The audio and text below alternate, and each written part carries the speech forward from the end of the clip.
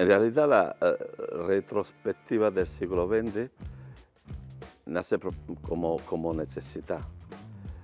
Necessità en un momento dato encontrarnos con una colección enorme, más de 1000 esculturas, no tanto en un principio una retrospectiva de la escultura española, pero más bien un homenaje a Eduardo Capa, por la historia de Eduardo Capa, un escultor del principio del siglo pasado que vive, inicia a trabajar, inicia a crear su fundición en Coca, después por varias necesidades cambia y continúa su actividad en Arganda del Rey. Pero él lo que es fundamentalmente como maestro fundidor y maestro de taller, él es un gran coleccionista, ¿no? Y entonces ha reunido una colección de escultura contemporánea primero de sus colaboradores, de sus amigos, luego ha comprado piezas, ha intercambiado piezas y luego, como ha tenido una de las fundiciones más importantes de España, pues de muchas de las obras de las que hacía una fundición, pues él se iba quedando con una copia a cambio del acuerdo con los artistas, ¿no?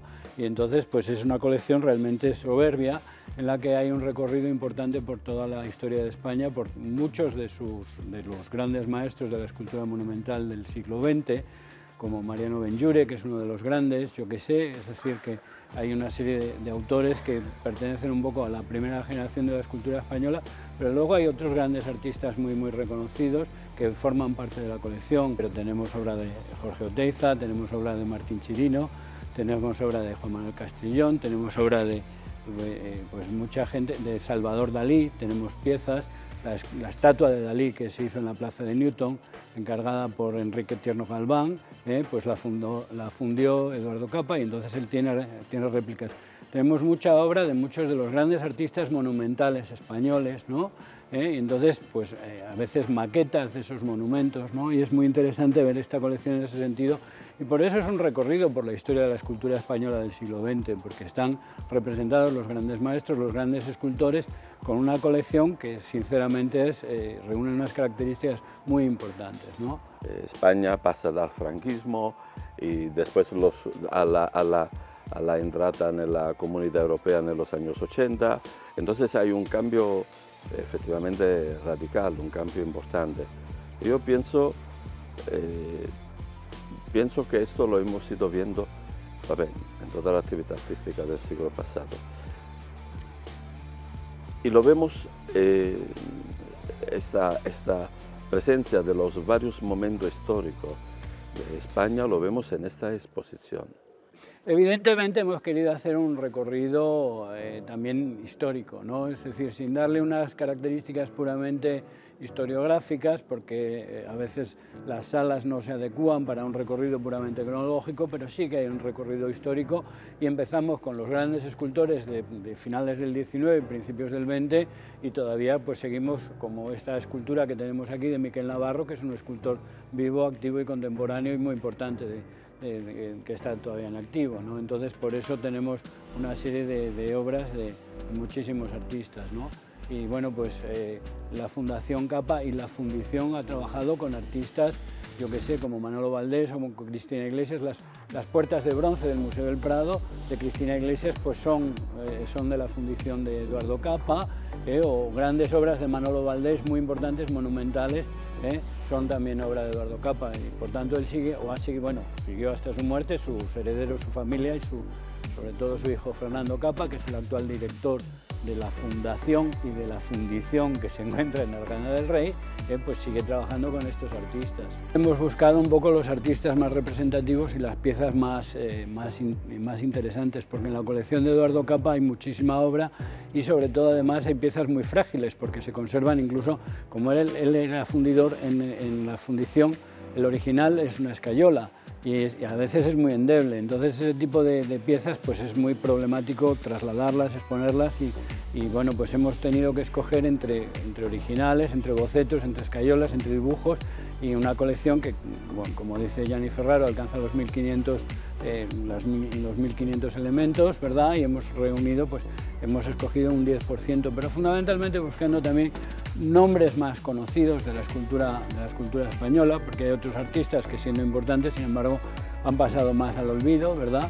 Pero que, bueno, pues también hemos querido representar los artistas más importantes y las piezas también más emblemáticas, ¿no?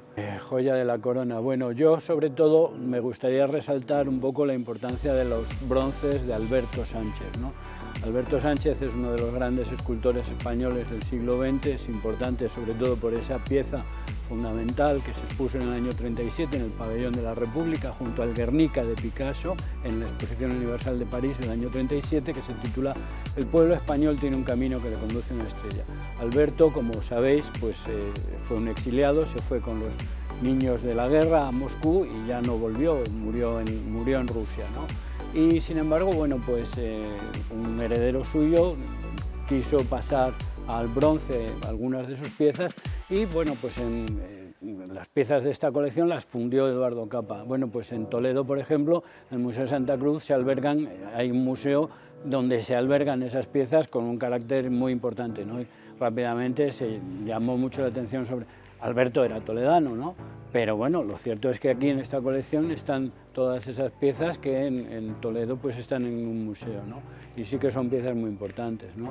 Luego quizás el Newton, el modelo para la escultura de Newton también es muy emblemática, ¿no? Como escultura, ¿no? Yo tengo una gran debilidad por artistas como Cristino Mayo, que quizás es menos conocido, ¿verdad? O como, yo que sé, o como Venancio Blanco, que también me gusta muchísimo, pero no sabría decir si la pieza más popular posiblemente pues sea ese homenaje a Newton, ¿verdad? Pero por debilidad en particular, pues quizás la obra de Alberto Sánchez, ¿verdad? Lo que sí que es cierto es que la idea de hacerlo en Segovia era un homenaje a Eduardo Capa. Eduardo Capa realmente no es una figura muy reconocida, porque su trabajo no ha sido como artista, ha sido más bien como coleccionista, ¿no? Y como fundidor, como maestro fundidor, ¿no? Y entonces pues era un homenaje y mostrar en Segovia lo que, bueno, pues uno de los grandes coleccionistas, Segovia es tierra de muy buenos coleccionistas, ¿verdad? Pero uno de los grandes coleccionistas segovianos que quizás no se conocía, y darlo a conocer y aprovechar pues esta ocasión que nos ofrece el Palacio Quintanar para presentar aquí una pequeña muestra de su gran colección, ¿no? Muchas veces, hablando de espacio como el Palacio de Quintanar, se habla de espacios que inevitablemente tienen que trabajar para tener una relación con el territorio, ¿no? El territorio es importante, ¿no? Porque yo pienso que esta es una de las exposiciones donde el territorio asume un valor aún más importante, ¿no? Pasearla otra vez, bueno, me encantaría. A mí lo que más me gustaría es que en Segovia se tomase un poco conciencia y conocimiento de la importancia de la figura de Eduardo Capa, ¿verdad? De su origen segoviano, ¿verdad? Y también que, bueno, pues que la colección encontrase un lugar, es lo que me gustaría, ¿no?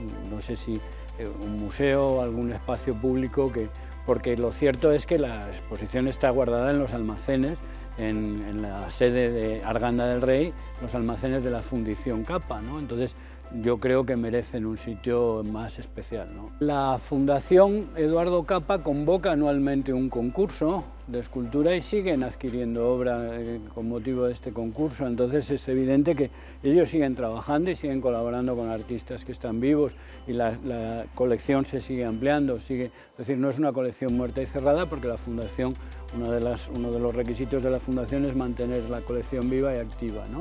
Y entonces pues sí se sigue colaborando con artistas que siguen vivos y que, bueno, pues ahí es el problema un poco de la adquisición de las obras, porque una cosa es que Cristina Iglesias te encargue unas piezas como las puertas del Museo del Prado y otra, o Manolo Valdés, las grandes cabezas, ¿verdad? Y otra cosa es que la colección se quede con algún boceto, algún modelo de esas piezas, o que la adquiera o la compre o la intercambie con los artistas, que es el modo en que se han ido adquiriendo las obras.